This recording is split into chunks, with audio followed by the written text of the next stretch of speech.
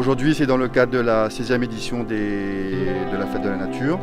Donc, on accueille un public qui vient découvrir en fait, cet espace naturel sensible qui est le domaine fleuri. On y va ?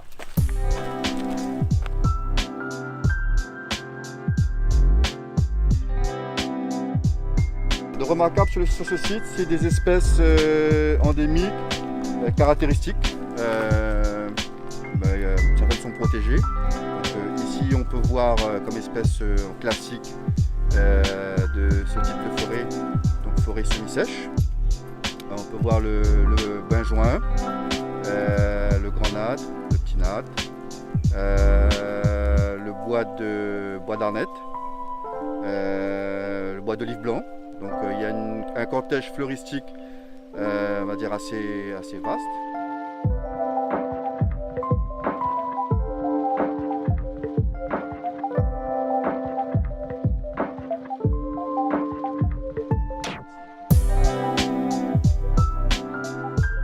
On est sur les plus anciens sols de l'île de la Réunion. C'est l'altération en fait, de la roche, donc avec le climat, donc la nature du sol, qui a donné un petit peu ces différentes colorations. Donc ici, on est sur des sols, on va dire des endosols et des sols ferralitiques, qui donnent cette légère coloration un petit peu brun pour les endosols, et ferralitique un peu rouge, on va dire couleur fer, couleur rouille, donc ici sur le site. Donc c'est un sol qui a été très lessivé. Découvrir des lieux qu'on ne connaît pas forcément. Voilà, il est surtout bien expliqué par des guides qui ont toutes les connaissances scientifiques et environnementales. Donc c'est très intéressant.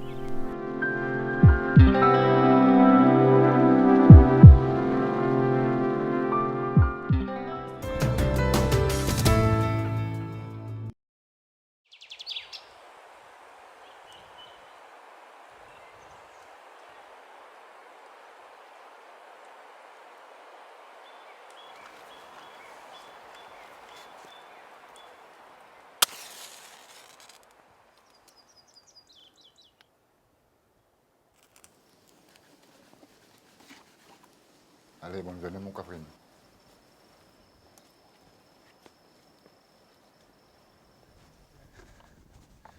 Bonjour. Bonjour.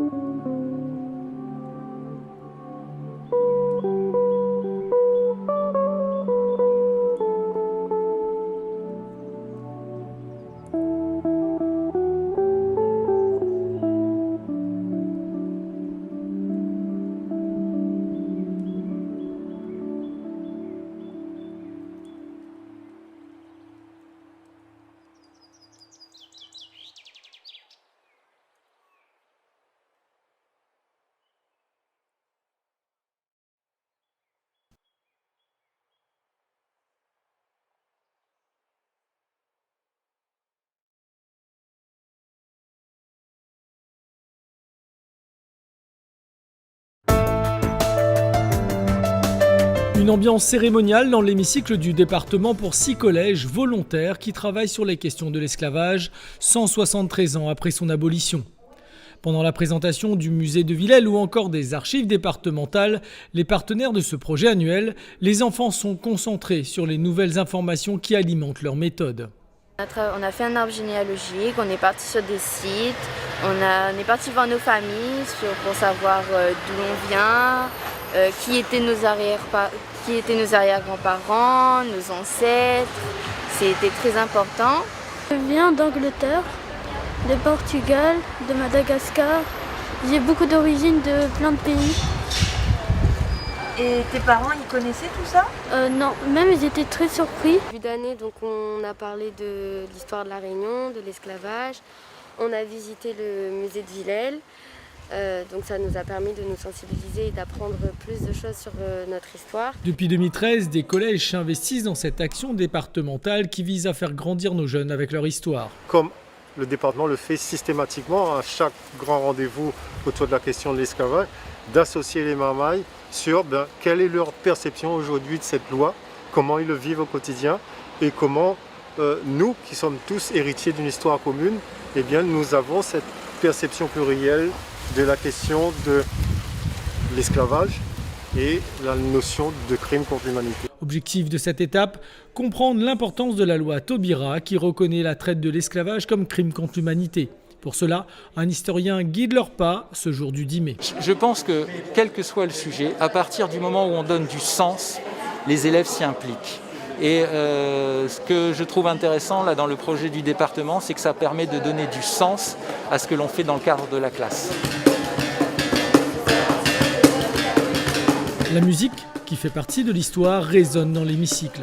Prochaine étape pour ces citoyens de demain, le 20 décembre et la restitution de leurs travaux.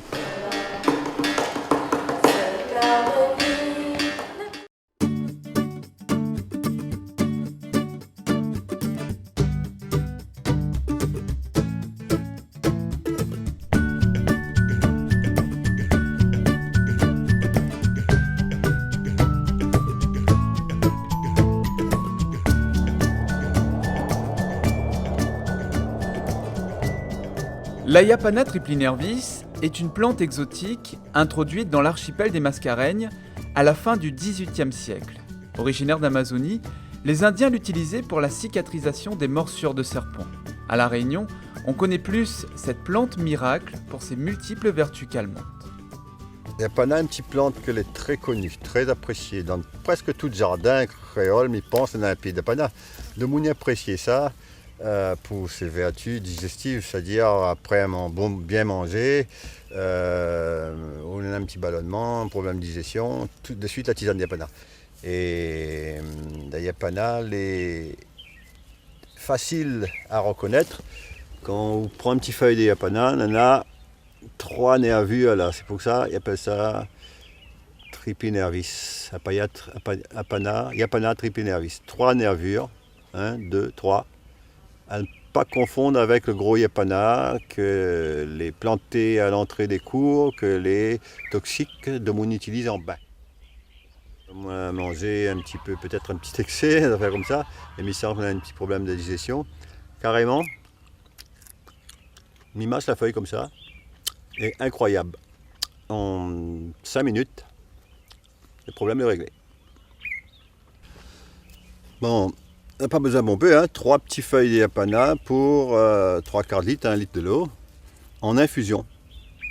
Mettre pas à bouillir, pas trop intéressant. Vous faites bouillir de l'eau, quand l'eau la bouillie, vous verse dessus, laissez infuser pendant 15 minutes à peu près. Impeccable, le goût est appréciable, et c'est là qu'on va voir son effet, que est intéressant. Voilà, pas plus compliqué que ça.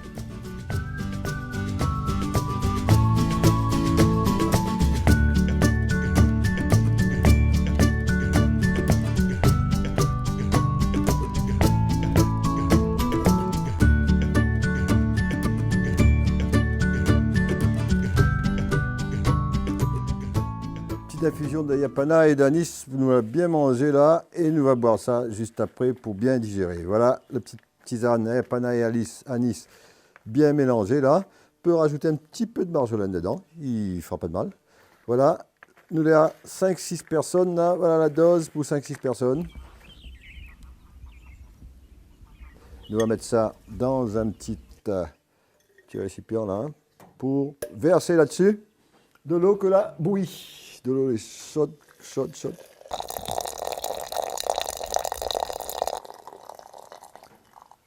Bonne tasse chacun. On va laisser ça. Voilà. La plante, l'eau commence à changer de couleur là, on voit bien. Et ça commence à être parfumé aussi. On sent la bonne tisane. On a un troisième indépendant à La Réunion. Ils trouvent ça dans les hauts un peu partout, dans les montagnes, Mafat, partout ils trouvent ça. Ils sortent un petit flair blanc, et les abeilles, ça va bomber là-dessus quand il est en fleur. C'est le gros yapana malgache, j'appelle ça gros yapana malgache. C'est aussi la baie-souris, on appelle ça la baie-souris. Ça là, elle est beaucoup plus rouge, les tiges beaucoup plus foncées. Et les feuilles, les nervures, elle n'est pas pareille. Et donc ça là, ils ne mettent pas dans une tisane, il est toxique. Ouais, comme on dit là même, il peut empoisonner.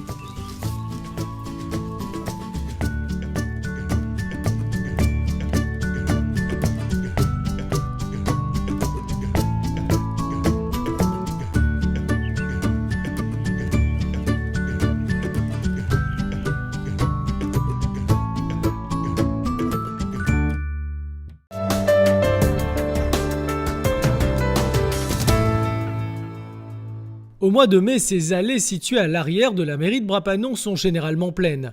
Malgré le contexte, les partenaires du monde agricole ont voulu féliciter l'excellence des éleveurs à travers 8 catégories.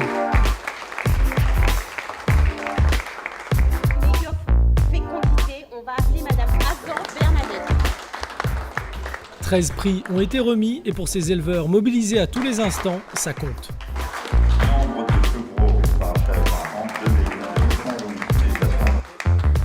Ah ben on connaît le travail, il n'est pas facile malheureusement, mais sous PSV pas, ben ça aussi on oublie des fois. Ça veut dire quoi?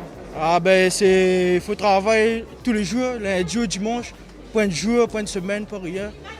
Donc c'est un sacrifice de vie, mais à la fin on le récompense. Vous là, vous lui faites une photo dès la sortie comme monsieur là, c'est qui monsieur? Ça c'est mon papy ça. Ah ben parce qu'il représente beaucoup pour moi, m'a toujours grandi avec lui, nous délions soin des animaux ensemble. Ben aujourd'hui je veux monter de quoi il est capable aussi. Beaucoup une histoire de famille. Oui, c'est une histoire de famille. Ah oui, obligé. Ça ne soigne pas les animaux par plaisir. Ah oui, il faut y aimer les affaires vraiment. Des besoins de solutions au quotidien pour ces travailleurs qui alimentent notre population. Ainsi, une cellule d'accompagnement spécifique existe au département, de quoi comprendre les attentes et répondre au plus vite. Le département est chef de file de la politique agricole à La Réunion. En plus, elle est également autorité de gestion pour le FERDER. Donc, il revenait de droit au département d'attribuer un prix, comme ça se passe depuis plusieurs années d'ailleurs. Et en plus, a fortiori, dans le contexte sanitaire, où les éleveurs ont besoin de sentir et de savoir qu'on ne les lâche pas. Ces hommes et ces femmes, pas forcément habitués d'être sous les feux des projecteurs, n'auront cette année pas leur foire agricole de Brapanon. Toutes ces performances sont quantifiées par la Chambre d'agriculture notamment. Donc les techniciens ont un suivi de performances dans les élevages, que ce soit par exemple bovin viande, bovin lait, porcin, où la Chambre au quotidien est aux côtés des agriculteurs pour les accompagner là-dessus. La Chambre dispose de données très importantes sur l'évolution des cheptels à La Réunion, l'évolution de la croissance des cheptels, sur la génétique des cheptels. Donc c'est un travail de fond qu'il faut faire.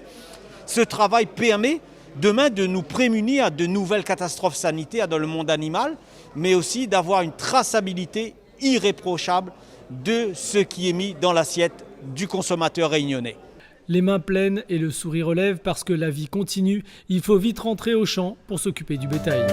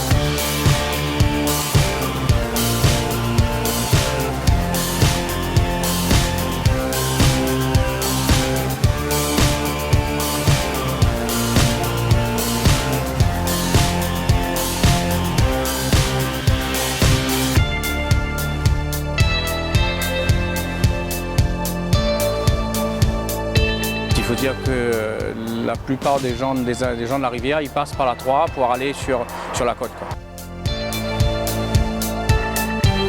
Le radier, c'est un radier fusible. En moyenne, en deux fois emporté tous les ans, lors de cyclones ou de grosses crues. Le département a pris le parti de reconstruire à chaque fois les radiers. C'est moins onéreux et notre service fait le maximum pour rétablir la circulation dans un minimum de temps à partir du moment où on a la décrue.